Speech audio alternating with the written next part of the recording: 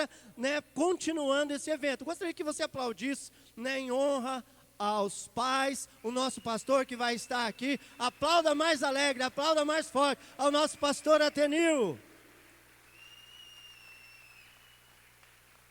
Amém?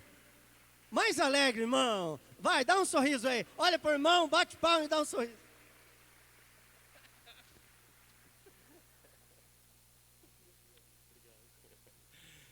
Boa noite, povo lindo do Senhor, graça e paz. Amém?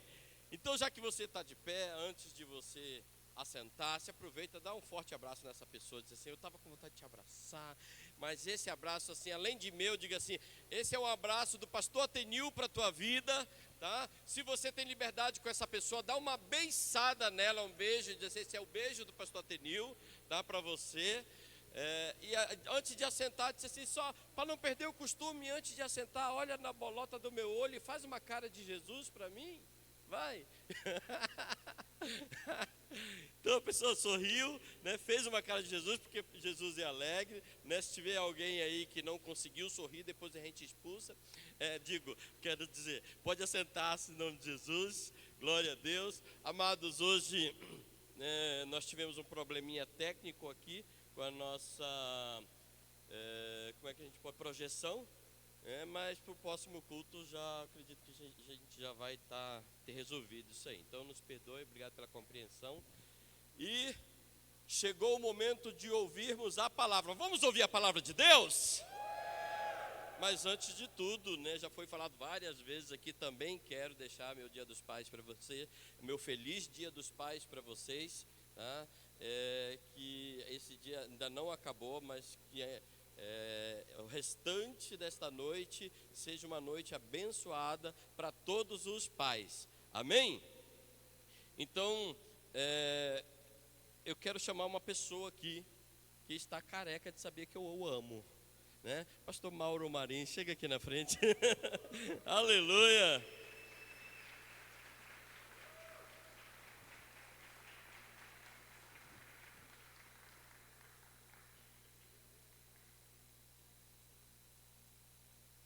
Tem algumas luzes que precisam ser ligadas, né? Vai ligar, né? Tem umas luzes aqui que precisam ser ligadas. E ali, enfim. Pastor Mauro Marins é um presente de Deus para a nossa vida, né? Essa igreja está de aniversário e não poderia deixar de ganhar um presente desse, né? A sua presença, a sua vinda aqui neste lugar vai ser um grande presente para nós. Pastor Mauro Marins é um grande homem de Deus, pastor de uma igreja abençoada ali no Bairro Alto, é esposo, é pai, é pastor, é servo, é escritor, tem seus livros que já estão ali, né, na entrada ali, no hall de entrada, né? Depois, se você for, eu tenho certeza que você vai ser, já é abençoado por Deus e vai ser abençoado mais ainda esta noite, né? Pela palavra que Deus vai trazer por intermédio da vida do pastor Mauro Marins. Não deixe de adquirir seus livros. Pastor, já comecei a ler seu livro, meu Deus. Você depois chora para mim, para eu ser escritor? Verdade? Não, verdade, estou falando sério, eu quero ser escritor. Eu tenho desejo de ser escritor, né? Deus já me deu alguns títulos, mas Ele ainda não me permitiu começar a escrever. Ele disse que vai ter a hora certa. E alguns títulos de livros que eu vou escrever. Mas eu não sei quase nem ler, vou saber escrever. Não é verdade? Mas Deus vai abençoar a minha vida. Quando eu crescer, eu quero ser como o Senhor, pastor. Pastor, o senhor tem liberdade dentro do conteúdo bíblico, daquilo que o Senhor separou por intermédio da tua vida, por intermédio da palavra. Esta noite o Senhor tem liberdade para quebrar tudo, né? Depois do jogo, a turma aí vem, quebra, junto os caquinhos aqui, limpa, mas o Senhor tem liberdade para quebrar tudo, amém? Quem inventou esse negócio de se levantar para mim aqui? Depois a gente vai ter uma conversa. Esse negócio de levanta que o pastor vai subir. Vocês têm que se levantar agora, pastor Marins aqui, ó, Mauro Marins. Levante-se e aplauda o Senhor Jesus pela vida dele, tá? Estenda as mãos para cá, vamos orar abençoando a vida dele. Aleluia. Pai, obrigado, Senhor amado. Obrigado mesmo. Que presente para este ministério, para a nossa igreja, para a nossa vida, para esta noite. Presente do Dia dos Pais, o pastor Mauro Marins aqui, Senhor, estando conosco esta noite. E sei que mais precioso do que ele, do que eu, do que todos nós, é a tua palavra que vai ser ministrada esta noite. E ele vai fazer isso, Senhor amado, a Deus com muito temor e tremor a ti, Senhor amado. Deus, tenho convicção de que ele não vai deixar escapar uma vírgula daquilo que o Senhor separou para nós esta noite, Pai. Deus, fala por intermédio do teu filho, te apodera dele esta noite, Senhor amado, que nós queremos absorver tudo, queremos reter tudo que vem de ti para a nossa vida. Deus, que nós possamos guardar no nosso coração a tua palavra, que nós possamos, Pai, fazer uso, que nós possamos colocá-la em prática no nosso dia a dia, Pai. Em nome de Jesus é que nós te pedimos e te agradecemos, e todos digam amém. Aplauda o Senhor Jesus mais uma vez. Muito obrigado, meu querido. Muito obrigado. Cadê o nosso? Já tirou uma historiografia? Cadê o historiógrafo? Já tirou, né? Uma fotografia nossa aqui. Chega aqui, pastor. Aí.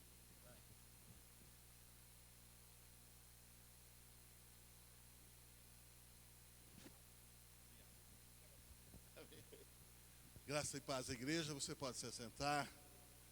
Em nome de Jesus. Uma alegria poder estar aqui com vocês nesta noite para compartilhar aquilo que Deus tem colocado no nosso coração.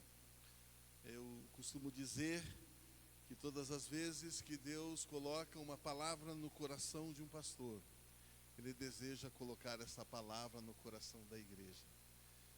E Deus nos deu a graça de escrevemos 2 livros. O primeiro deles que eu quero falar aqui com você é A Ilusão do Controle, um Pecado Oculto. O subtítulo desse livro é Pecado Oculto. E quando a gente fala sobre pecado oculto, logo a gente pensa em pecados que as pessoas cometem e escondem. Mas esse livro ele não vai tratar sobre pecados que as pessoas escondem. Eu vou falar nesse livro sobre um pecado que está oculto e a maioria dos cristãos e a maioria das pessoas não tem consciência dele. Esse pecado oculto, ele é um pecado espiritual. Todo pecado espiritual, ele é oculto. E esse pecado, nós, na verdade, nascemos com ele. Davi disse, em iniquidade fui formado. Então, esse é o pecado. Eu vou tratar aqui de aspectos ocultos, né, do pecado original. Então, é um tema assim muito importante. Muitas vezes nós temos problemas com pecados e nós trabalhamos na superfície do problema. Aqui eu vou falar sobre a raiz do problema, né? O pecado oculto ou o pecado original, ele está enterrado no porão do coração humano e a maioria das pessoas não tem consciência dele. Então esse livro vai te abençoar muito, querido. Tá? O outro livro que nós escrevemos foi agora no final de 2023, nós lançamos O Martelo que Esmiuça a Penha. Sobre esse nós vamos falar um pouco com vocês agora, na mensagem. Amém, irmãos? Dá um glória a Deus aí. Aleluias. Deixa eu pegar os meus pergaminhos aqui. Aleluia. Está meio amassado. Aqui é antigo, né? Pergaminhos, né? Mas glória a Deus.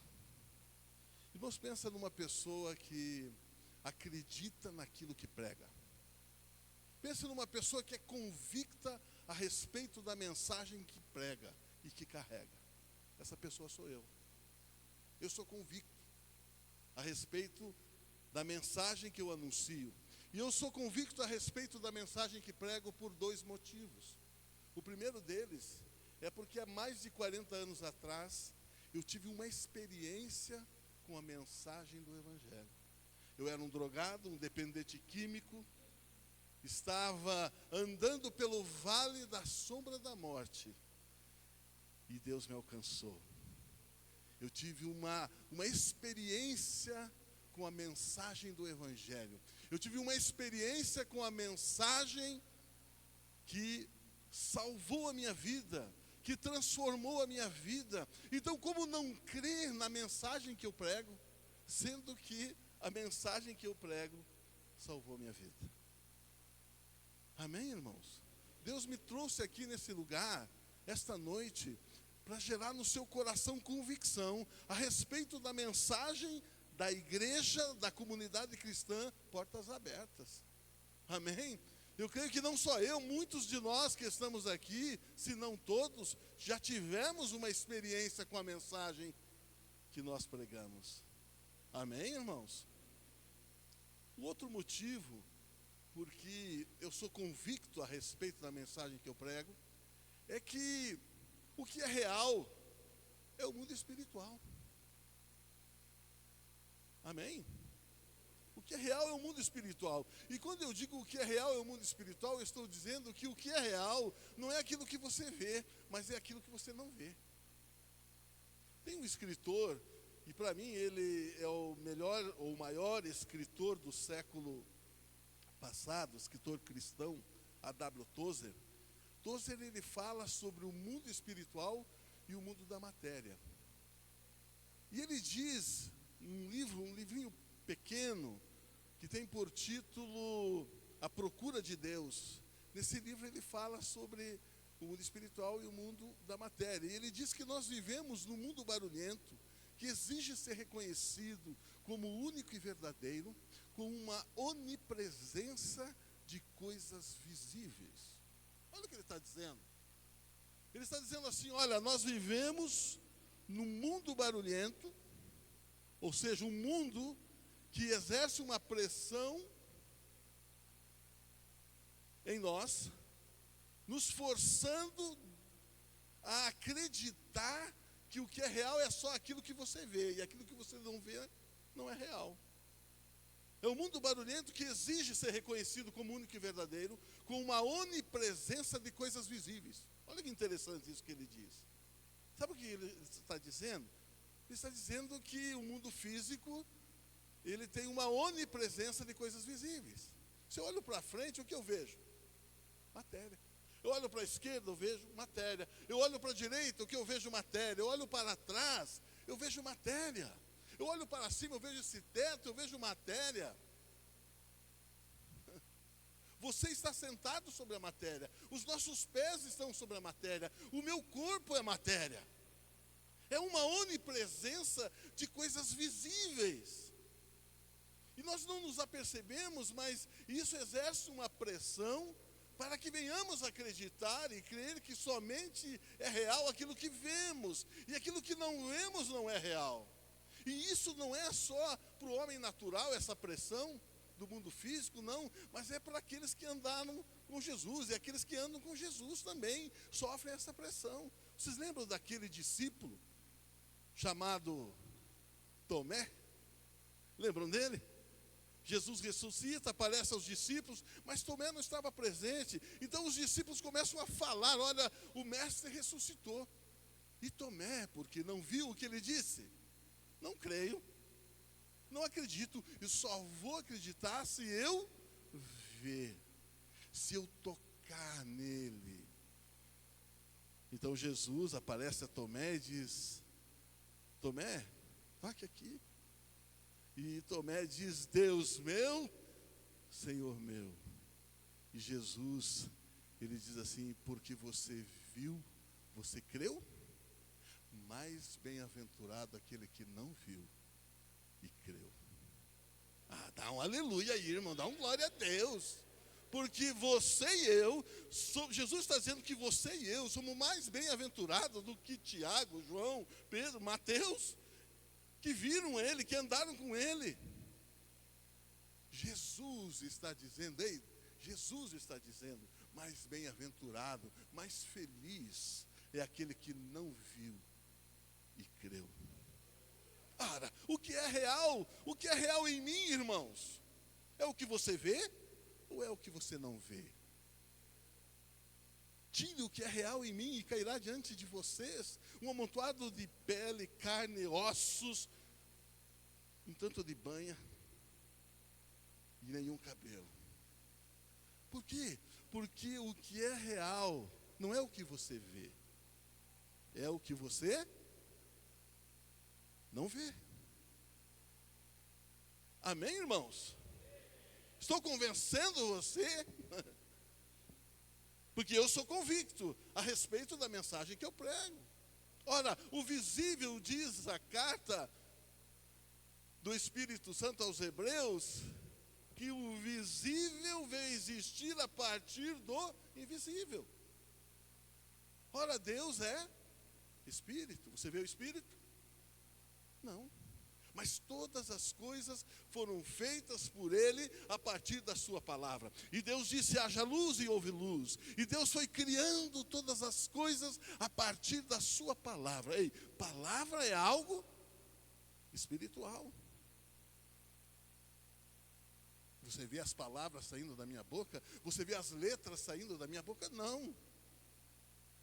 Porque ela é espiritual. Palavra é espiritual. Palavra, queridos, tem muito poder.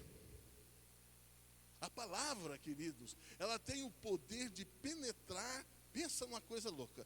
A palavra tem o poder de penetrar a matéria e mover a matéria. Por exemplo,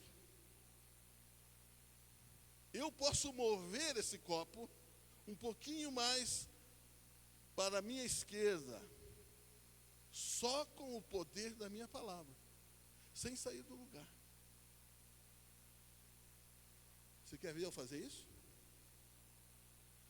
Você quer ver ou não quer?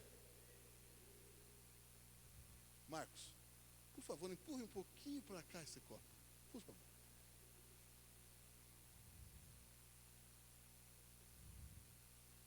Olha aí.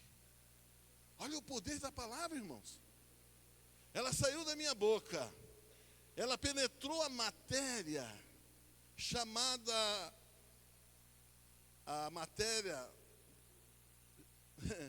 chamada audição. Janela da alma, chamada audição. O Marcos raciocinou.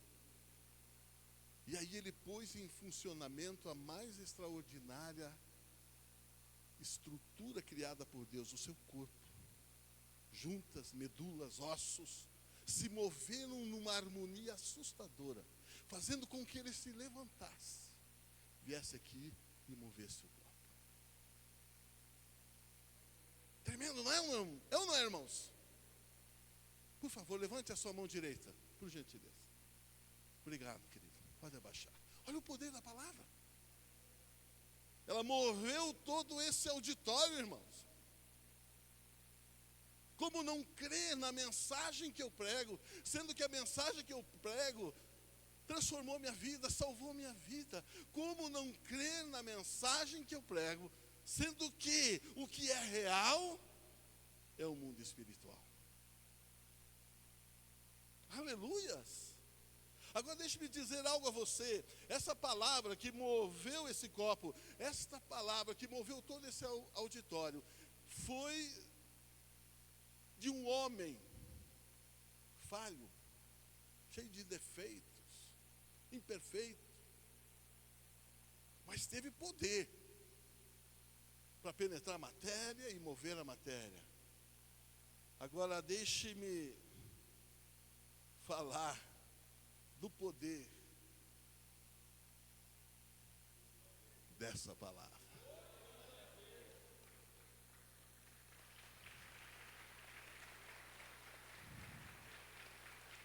Essa palavra, aleluias, ela é fogo e ela é martelo que quebra a penha, que esmiuça a pedra. E é sobre isso que eu quero falar com você nesta noite. Amém, irmãos?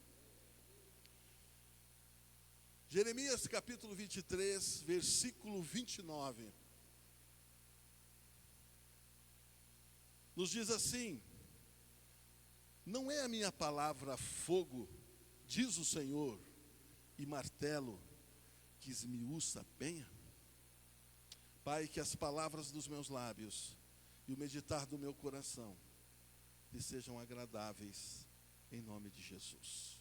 Amém? Queridos, o martelo que esmiuça a penha é a palavra viva e eficaz de Deus, que é capaz de quebrar toda a dureza de coração. Irmão, você podia dar um glória a Deus, porque isso é muito forte, irmão.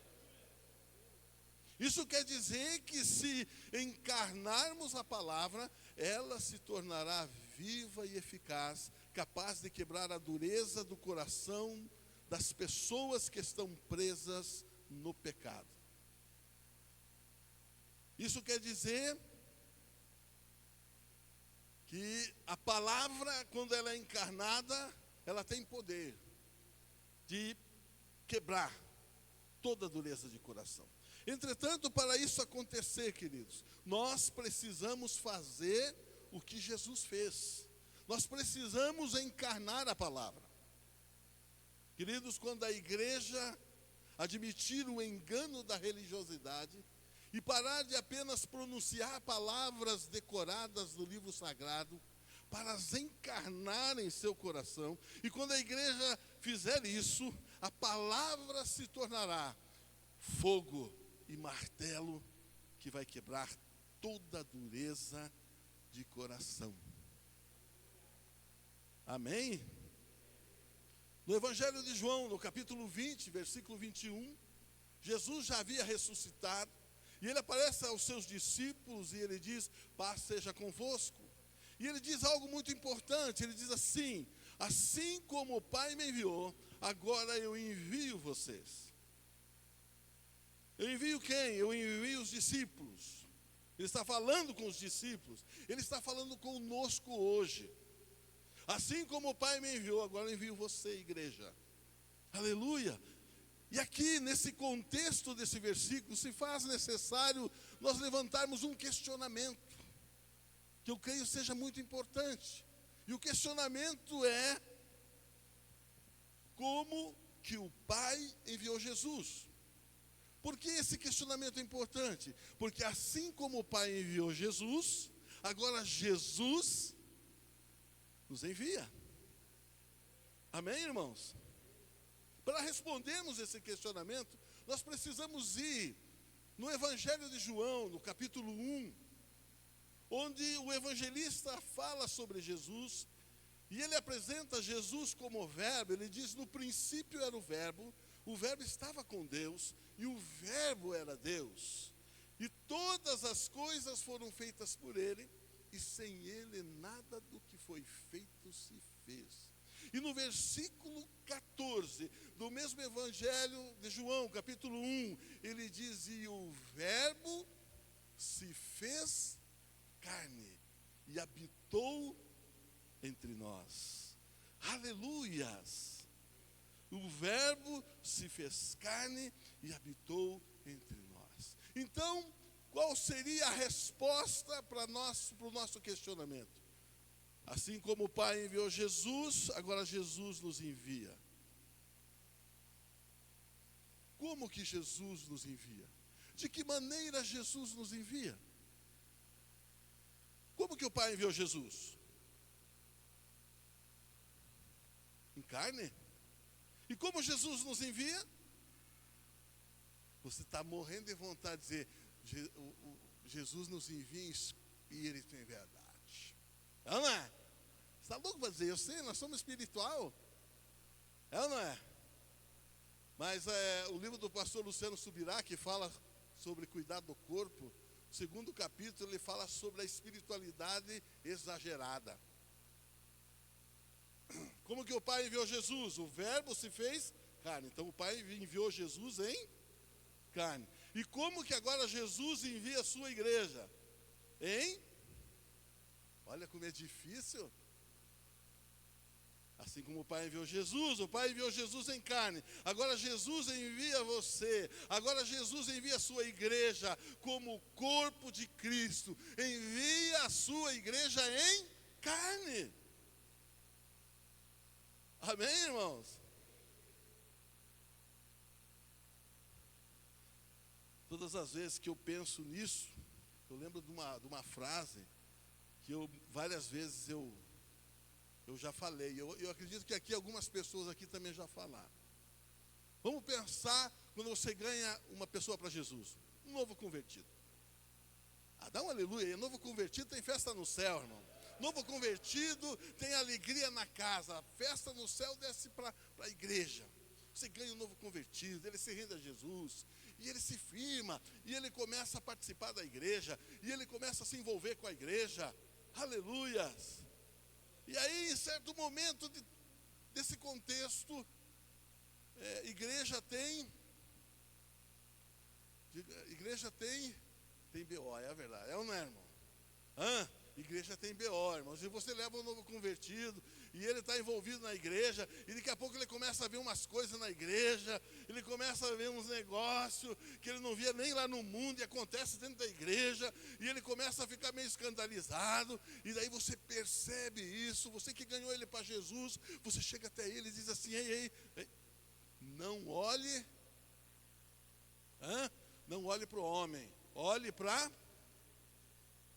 É ou não é? Quem já falou isso? Levante a mão aí. Eu já falei várias vezes isso. Não olhe para o homem, olhe para Jesus, olhe para Deus. Mas deixa eu te falar algo. Deus quer levantar uma igreja diferente. Deus quer levantar uma igreja que diz assim, ei, por que você está olhando para esses caras que dão mau testemunho?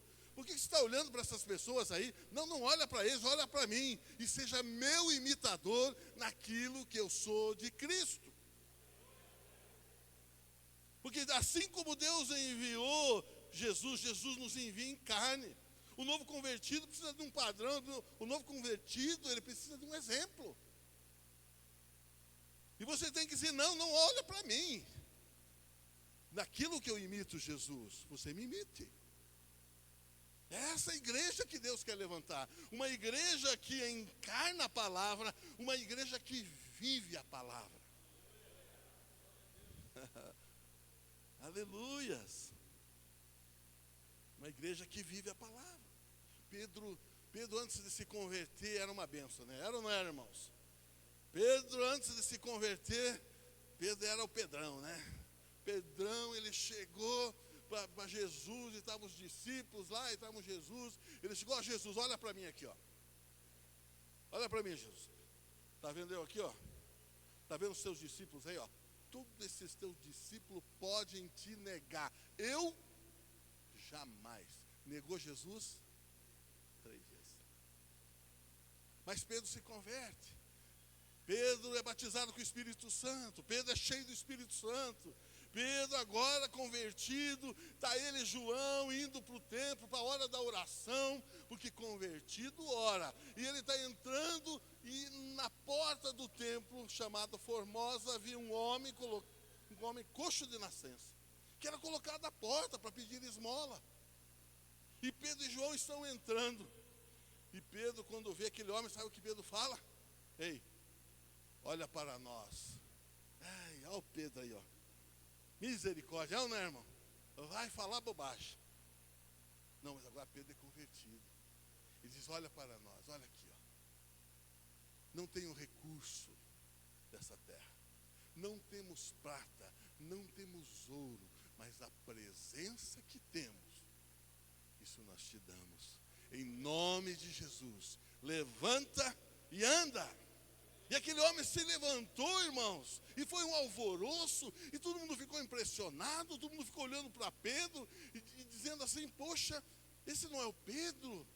Mas esse Pedro parece que está fazendo as mesmas obras que o mestre dele fazia, e obras maiores, porque, querido, não encontramos nas Escrituras nenhum registro a respeito de Jesus, ou da sombra de Jesus curando alguém. Mas a sombra de Pedro curava. O povo sabia que Pedro ia passar numa rua, e eles pegavam os enfermos e colocavam por onde a sombra de Pedro passasse. Ei, deixa eu dizer algo para você. Só tem sombra quem é enviado em carne. Pegou? Só tem sombra quem é enviado em carne. E eles colocavam os enfermos, e os enfermos eram curados, a sombra de Pedro passava e curava os enfermos. Todo mundo estava muito admirado com Pedro. E estavam todos olhando para Pedro. E Pedro percebeu isso. Eles admirados com Pedro. E sabe o que Pedro faz aí numa hora dessa? Ele não diz assim, ó, olha para mim. Sabe o que ele diz? Ele diz assim, ó, por que vocês estão olhando para nós? Como se nós, no nossa força, no nosso poder, fizemos esse homem andar. Quem fez esse homem andar foi Cristo Jesus, aquele que vocês crucificaram. E ele pregou um dos maiores sermões do seu ministério. Amém, irmãos? Sabe o que tudo isso quer dizer? Tudo isso quer dizer que na hora de você chamar para si a responsabilidade de viver o Evangelho, de viver a palavra, você diz, olha para mim. Mas na hora da glória, na hora dos louvores, você diz, por que está olhando para mim? Olha para ele. Olha para ele, dá um aleluia aí, irmão, dá um glória a Deus. Essa é a igreja que Deus quer levantar. Jesus encarnou a palavra, e eu e você, corpo de Cristo nessa terra, precisamos fazer o mesmo, encarnar a palavra, para que ela se torne viva e eficaz, e só então cumpriremos com o propósito da nossa vida. Queridos, nós fomos salvos para um propósito. Qual é esse propósito de vida? Por que você foi salvo? Você foi salvo com um propósito. O propósito de vida, o seu propósito de vida, o meu propósito de vida, é o mesmo propósito de vida de Jesus. Amém, irmãos? Então, qual era o propósito de vida de Jesus? O propósito de vida de Jesus era estabelecer o reino de Deus nessa terra. Aleluias! Em Mateus capítulo 3, o verso 2, João Batista, aquele que preparou o caminho do Messias, a sua mensagem era: arrependei-vos, porque é chegado até vós o reino de Deus. Amém, irmãos? Então o seu propósito de vida é lindo, querido.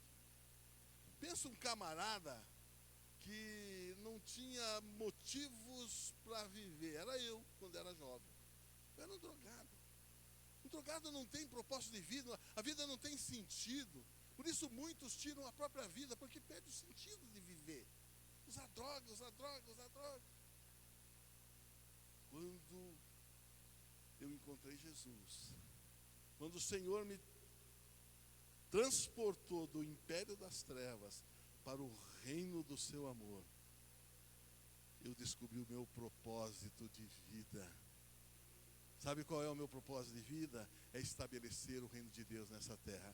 É fazer isso, tirar as pessoas do império das trevas e transportá-las para o reino do seu amor. É você entrar numa casa destruída, é você entrar num lar destruído e você entrar com a providência do reino, tirar as pessoas do império das trevas e transportá-las para o reino do seu amor. O seu propósito de vida é maravilhoso. O seu propósito de vida é lindo, é tremendo, porque é o mesmo propósito de vida de Jesus. Amém, irmãos? Mas nós precisamos, queridos, de um entendimento a respeito do reino. Nós não temos uma compreensão bem clara a respeito do reino de Deus. Em Lucas capítulo 17, verso 20 a 23, nós observamos que os fariseus, eles não tinham a compreensão adequada a respeito do reino. E eles indagam a Jesus quando seria estabelecido o reino de Deus nessa terra. Eles não tinham uma compreensão clara a respeito do reino. Os fariseus não tinham. Os discípulos também não tinham, porque várias vezes eles indagaram o Senhor Jesus, agora que o Senhor vai estabelecer o reino. Ou então aquela mãe que foi até Jesus e disse: Senhor, quando o Senhor estabelecer o seu reino, permite que um filho meu sente à direita, outro à esquerda. Veja que os discípulos não tinham uma compreensão adequada a respeito do reino. E pasmem, A igreja hoje não tem uma compreensão correta, adequada a respeito do reino. Quem votou aqui no Bolsonaro? Eu estou levantando a mão aqui, eu votei no Bolsonaro. A maioria da igreja evangélica votou no Bolsonaro. E aí o Bolsonaro perdeu. Aí ficamos tristes, ficamos decepcionados. Por que ficamos decepcionados?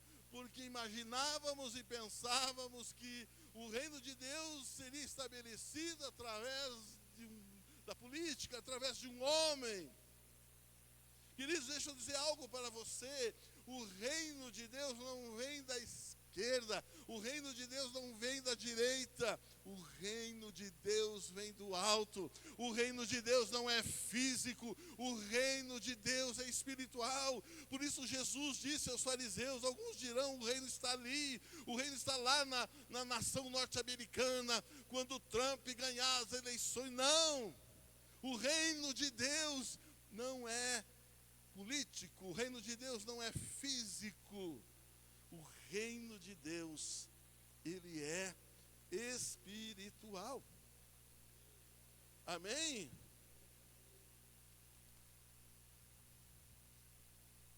Então nós precisamos de uma compreensão correta a respeito do reino. Estabelecer o reino de Deus nessa terra era o propósito de vida de Jesus. E por ser o propósito de vida de Jesus, Jesus ensina os seus discípulos a oração do reino. A oração do reino. E a oração do reino está em Mateus, capítulo de número 6, versículo 9 a 13.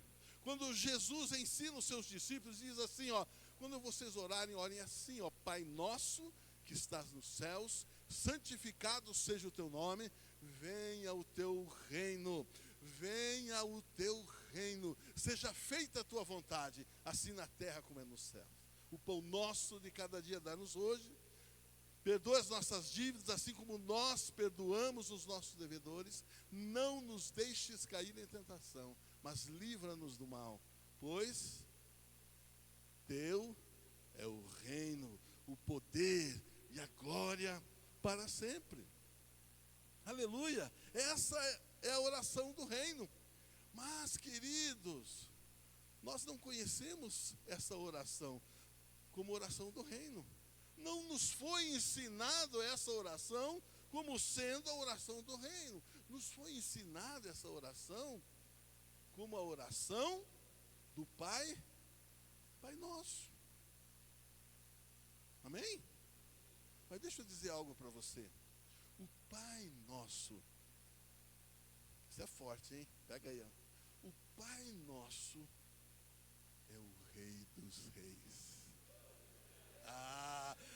Irmão, você tinha que falar uma língua estranha aí, dar uma sapateada, levantar, dar uns pulos. Se eu falo um negócio desse, irmão, numa igreja pentecostal, é gente pulando, é gente... Oh, glória! Amém, irmãos?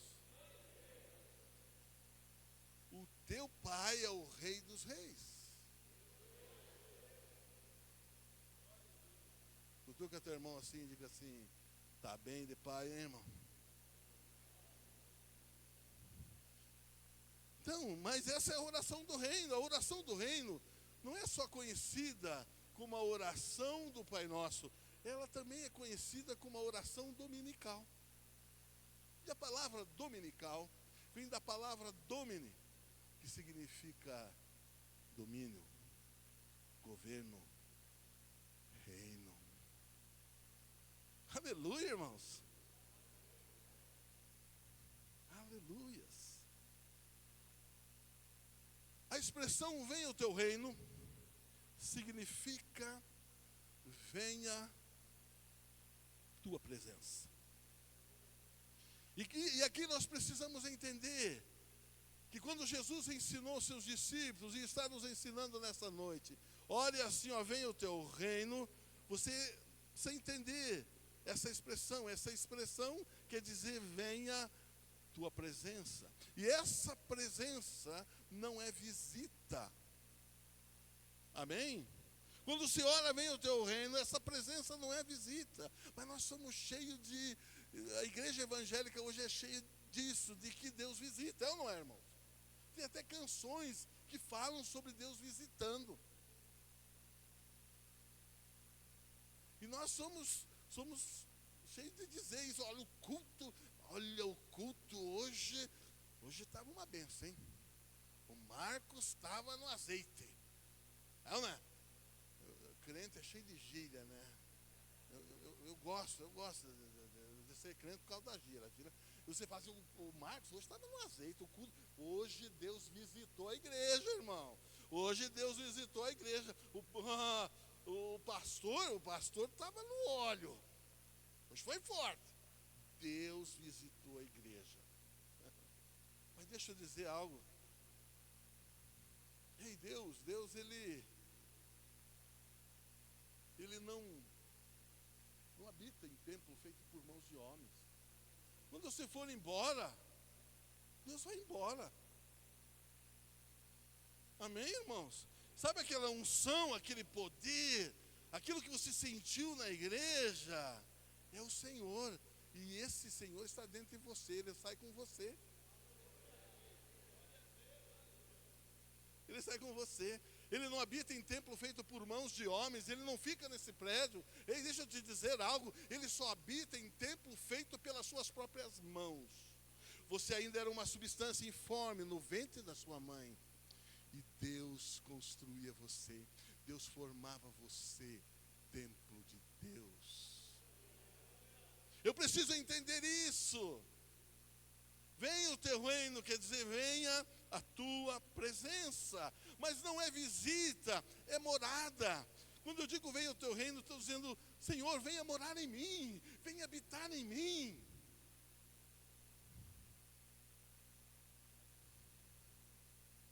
Queridos, entender o reino de Deus significa compreender a presença que carregamos. Lembra de Jacó? Jacó, em Gênesis capítulo 28, versos 16 e 17, Jacó fez de uma pedra o travesseiro e se deitou e teve um sonho. E Jacó viu uma escada, e nessa escada que ele viu, os anjos subiam e desciam. E ele disse algo que eu creio que nós precisamos dizer essa noite. Amém, irmãos? Você vai me ajudar? Vamos fazer e dizer aquilo que Jacó disse. Faz assim, ó, com a tua mão, ó, vamos dizer, faça assim, ó. O Senhor, diga assim, o Senhor está nesse lugar. E eu não sabia. E ele diz, quão temível é esse lugar. É a casa de Deus, é a porta do céu. Ah, meu irmão, nós não temos consciência da presença que carregamos. Precisamos dessa consciência da presença de Deus. Sabe por que nós precisamos disso? Porque os demônios, quando eles olham para você, sabe o que eles dizem? Eles dizem assim, quão temível é esse lugar. É a casa de Deus, é a porta do céu. Mas nós não temos consciência disso, queridos. Eu sou pastor há muitos anos, mais de 30 anos, liderando igreja. E foram várias vezes que eu recebia telefonema de ovelha minha, dizendo assim, pastor, tem uma pessoa endemoniada aqui, vem aqui orar. E eu dizia, meu filho, é 3 horas da manhã, expulsa esse demônio aí. Ele está morrendo de medo de você. Ele olha para você, sabe? E ele diz assim, ó, quão temível é esse lugar. É a casa de Deus, é a porta do céu. Você é temível porque você é o cara? Não, é porque você é a casa.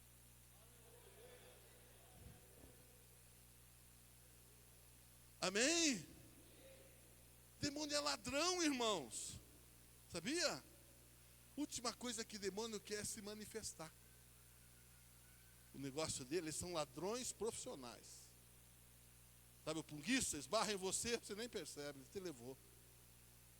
Os demônios são assim. joga pai contra mãe, filho contra pai, pai contra filho, esposa contra esposo. Quando ele é revelado, aí ele ruxa, ele tenta intimidar. Mas quando eles olham para você, eles dizem: quão temível é esse lugar. É a casa de Deus e a porta do céu. Mas não só os demônios, queridos, eles dizem isso. Sabia? Os anjos de Deus também dizem isso. Quando eu penso sobre isso, eu me lembro de um pastor de uma igreja muito grande em Curitiba. Esse pastor, ele estava num tempo de culto na igreja dele. E ele olha do lado e ele vê 2 anjos com vestes brancas, reluzentes. Assim, 2 anjos, na fileira do meio, assim, na frente. E ele olha, ele tem aquela visão, e ele fala ao Espírito Santo, ele diz: que coisa tremenda, Deus. Que coisa tremenda, Espírito Santo. Os anjos vieram para adorar o Senhor com a igreja. E o Espírito Santo falou para ele: vieram sim, mas não vieram só para adorar. E o pastor perguntou: não, o que mais eles vieram fazer? E aí o Espírito Santo falou para ele: eles vieram ouvir você. Porque você não é só lugar temível, você é porta do céu. Ah, dá um glória a Deus, um aleluia.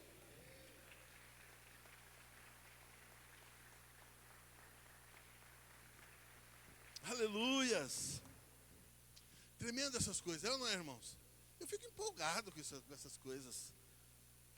Que maravilha, que bênção ser crente, irmão. Eu costumo dizer que crente é o maior avião que existe, irmão, é um crente. Um crente cheio do Espírito Santo, ele discerne tudo, ele discerne o ambiente, onde ele entra, ele sabe de tudo, ele sabe quem governa, quem não governa. E ele não é discernido. Nós precisamos dessa consciência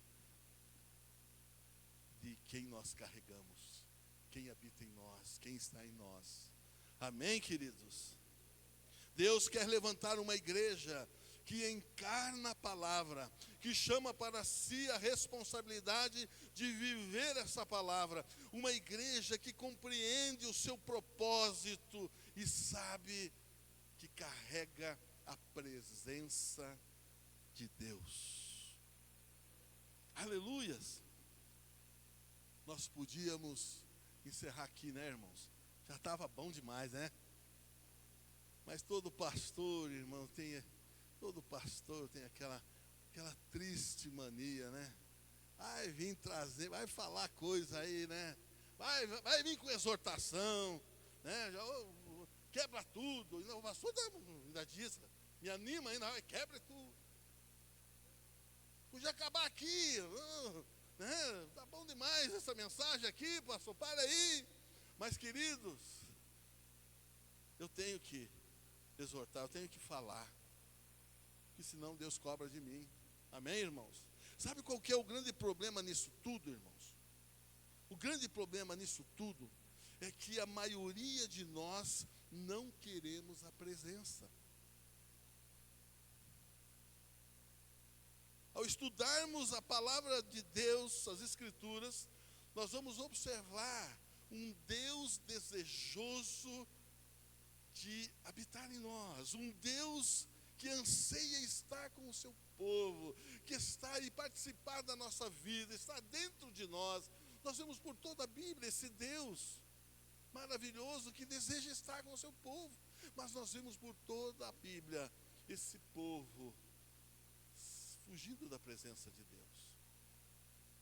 Fugindo da presença de Deus.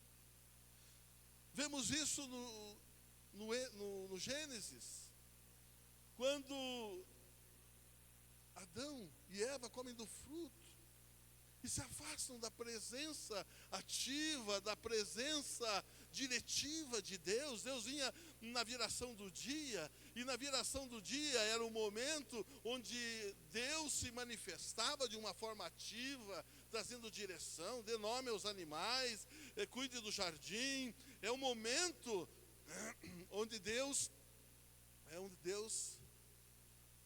fala, onde Deus age, onde Deus dá direção.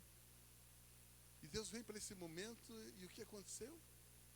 Adão e Eva não estavam. E ele pergunta: Adão, onde você está? Ora, Deus é onipresente, Ele está em todo lugar. Por que ele pergunta: onde você está, Adão? Porque ele queria dizer para ele: Adão, veja aonde o pecado te levou.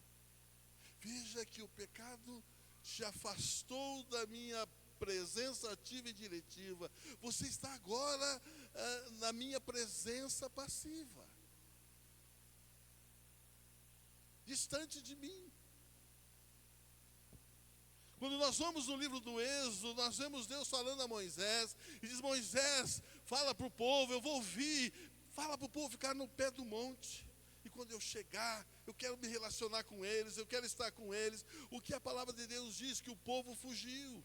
Em Êxodo capítulo 20, Deus chama de novo o povo para estar com eles. E Moisés diz: vamos subir na presença de Deus, vamos subir onde a nuvem escura, onde Deus está, vamos até lá. E o que o povo disse? Não, Moisés, nós vamos morrer, vai você lá, né? Pega o recado de Deus e depois você traz para nós.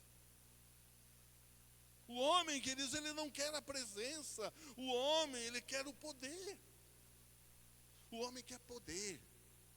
A maioria de nós que estamos aqui, fomos para Cristo, não por causa da presença, mas por causa do poder.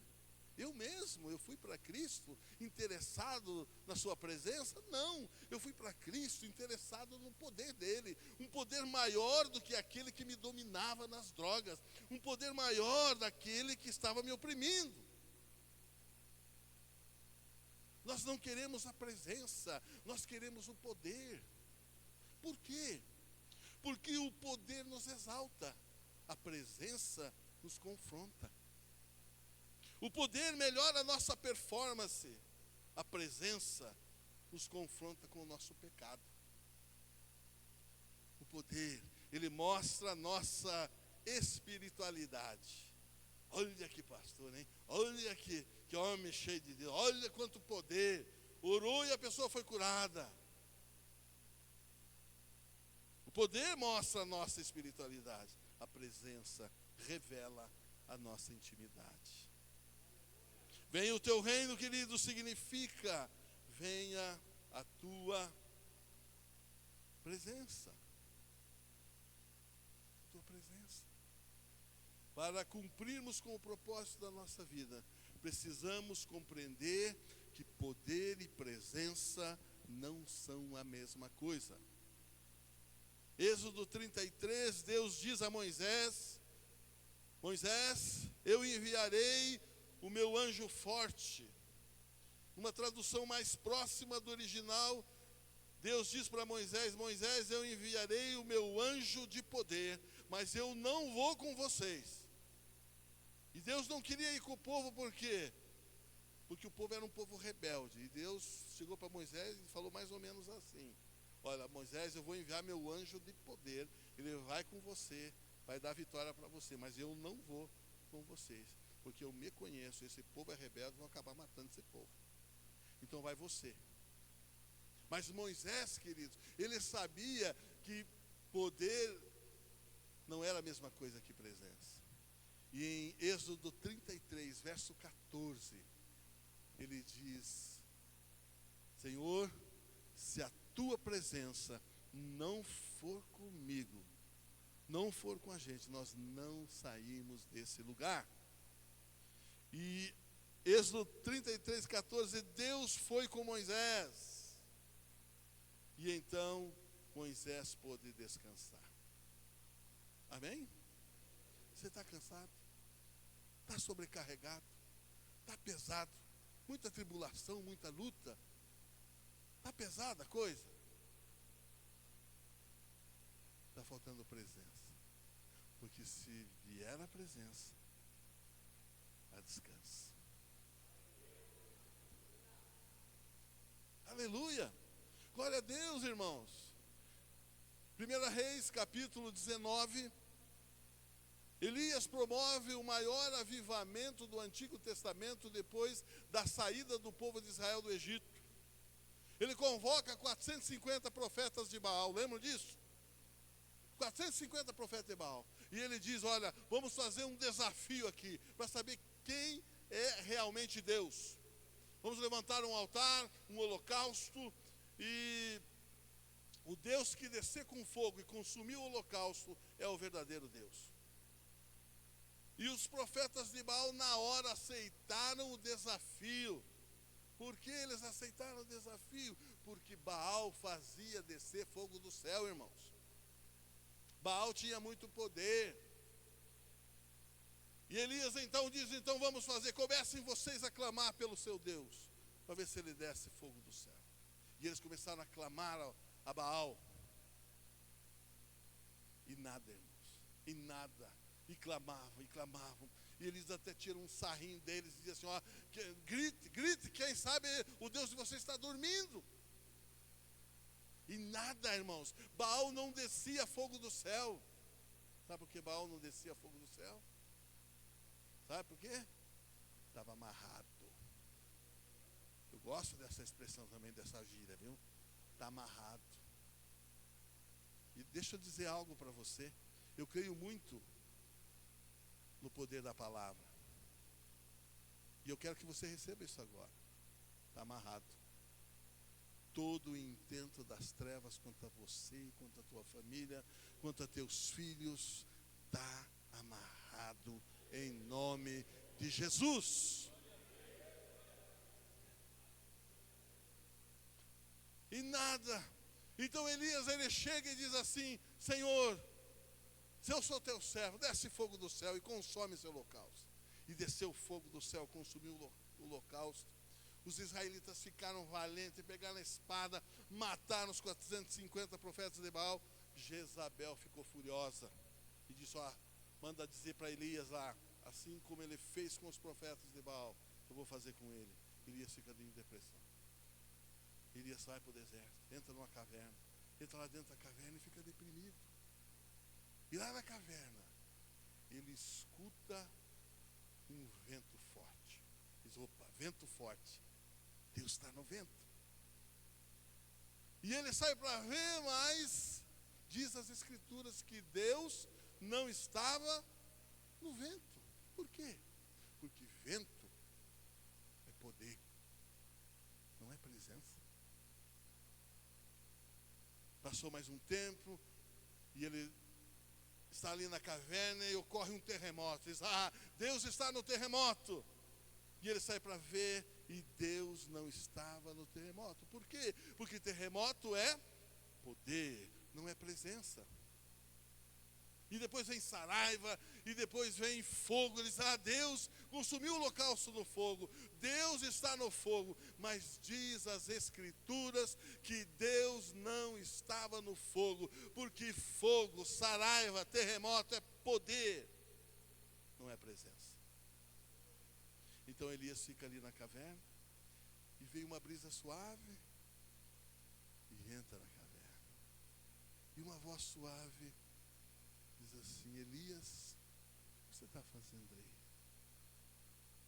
Isso é presença.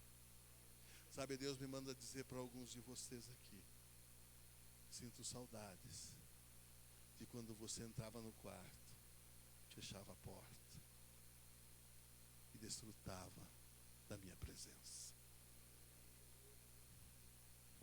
Aleluias! Talvez você possa estar pensando assim, ô louco pastor, então quando que Deus vai me usar com poder? Quando você parar de querer usá-lo.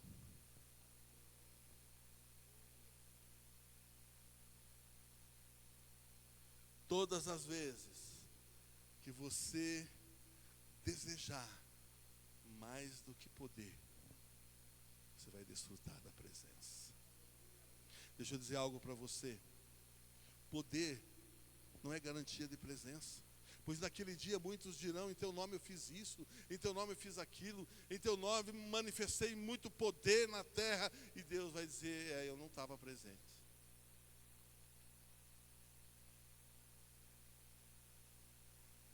Poder não é garantia de presença. Mas pega essa aqui para colocar no seu coração.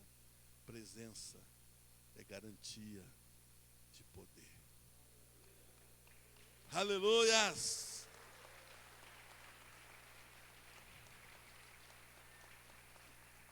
Queridos, venha o teu reino, significa venha a tua presença. E isso trará como resultado a vontade de Deus sendo feita na terra. Venha o teu reino, seja feita a tua vontade, assim na terra como é nos céus. Amém, queridos? Venha o teu reino, venha a tua presença.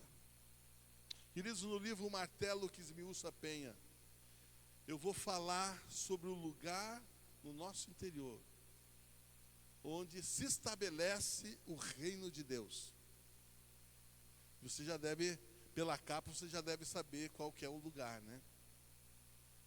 Onde se estabelece o reino de Deus na nossa vida.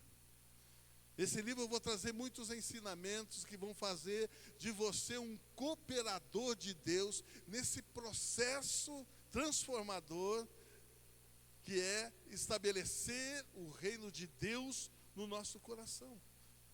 As Escrituras, em Provérbios capítulo 4, versículo 23, ele fala sobre tudo que você deve guardar. Você precisa guardar o seu.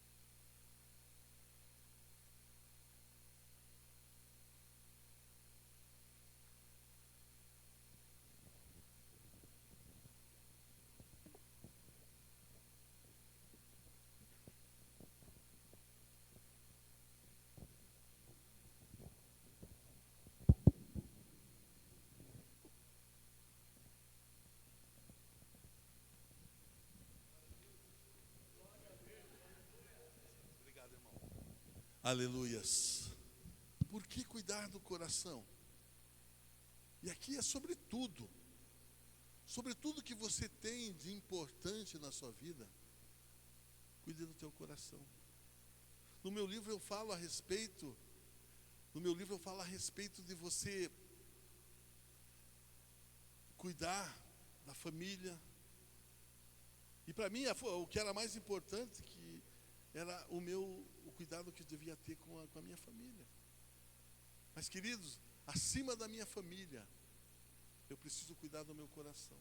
Porque se o meu coração não estiver bem, eu não vou conseguir ser um bom pai, um bom marido e um bom filho. Então, por que cuidar do coração? Porque o coração procedem as fontes da vida. João capítulo 10, versículo 10 diz que o ladrão veio para roubar, matar e destruir, mas Jesus veio para que tivéssemos vida e vida em abundância. Queridos, eu já estou encerrando. Deixa eu dizer algo para você. No Evangelho de João, capítulo 7, verso 38 e 39, a palavra de Deus diz que do seu interior iriam fluir rios de águas vivas. Deixa eu dizer algo para você, querido. As grandes nações do mundo estão gastando milhões, bilhões de dólares, euros, procurando um outro lugar para morar. E sabe o que eles procuram nesses outros lugares, aí em outros planetas? Sabe o que eles procuram? Água. Porque se tiver água, tem vida. Quando feriram Jesus, transpassaram ele com a lança, caiu na terra sangue e água. Água, queridos, é uma coisa muito louca, não é? Esses dias atrás eu perguntei para minha esposa, estávamos indo numa igreja pregar, eu perguntei, que cor que é a água? Aí ela disse assim, a água é transparente. Que cor que é transparente? Hã? Olha aí, ó. Água é algo assim muito louco, irmãos. Você sabia que a ciência não sabe o que é água? A ciência descobriu alguns elementos da água, mas na sua essência, a ciência não sabe o que é água. Que gosto tem a água? Deixa eu até tomar um gole para ver. Que gosto é esse? É muito louco esse negócio, é ou não é, irmãos? Você já tomou assim e procurou descobrir que gosto tem a água? Cara, sabe por que a ciência não sabe o que é água na sua essência?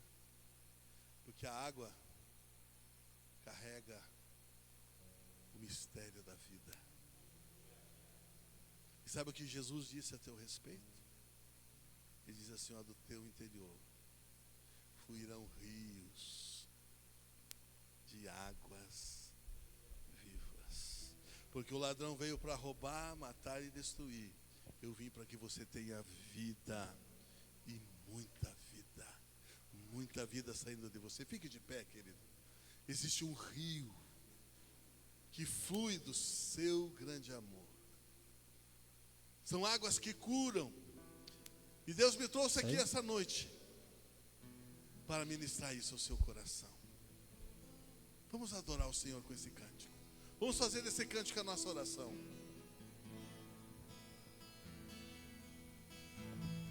Existe um rio, Senhor,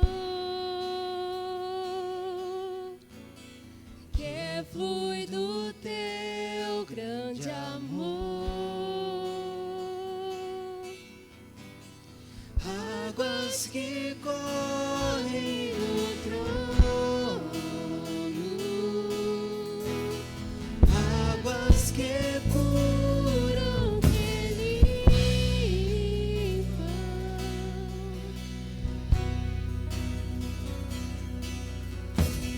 Por onde o rio passar,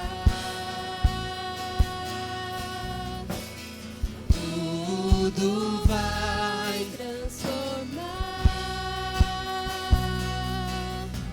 pois leva a vida do próprio Deus. Esse rio está neste lugar.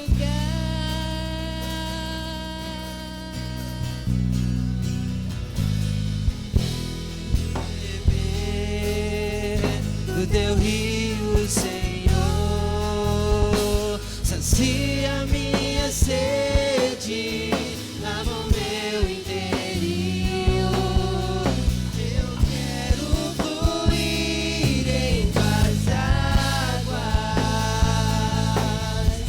eu quero beber da tua fonte de águas vivas. Tu és a fonte, Senhor.